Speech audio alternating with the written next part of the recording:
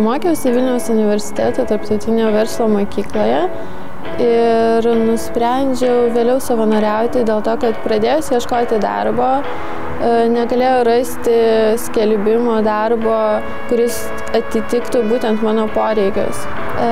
Prieš tai mano požiūris į savanorystę buvo ganėtinai skeptiškas. Man tai asocijavosi su pagalba kitiems, galvoju, kad galima prižiūrėti tiesiog šunelius arba padėti žmonėms vyresnio amžiaus. Aš iš tikrųjų nebuvau tiesiog prieš tai susimąsčiusi.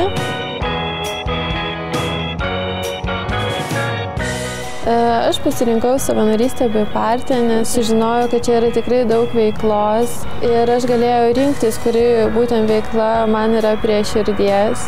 Norėjau patobulinti savo įgūdžius organizacinėme darbe ir galėjau iš arčiau pažiūrėti į kitas veiklas. Bipartija šiuo metu ruošiamės šviesų festivaliui, kuriame bus šviesų instaliacijos, taip pat daug įvairių pramogų, pradedant nuo fakyrų pasirodymų, šokių, baigiant muge.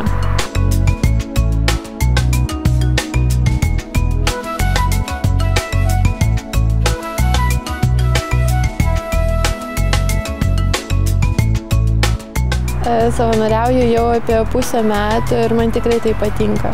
Po savanorystės žadu nepamiršti Biparto ir žadu čionais daryti savo veiklas. Pagrindiniai savanorystės pliusai, kad tai leidžia išsirinkti savo mėgstamas veiklas, išbandyti save skirtingose srityse ir taip pat įgauti pasitikėjimo savimi. Manau, kad savanoriauti tikrai yra labai verta ir reikia. Ir pradėčiau savanoriauti jau būdama mokykloje.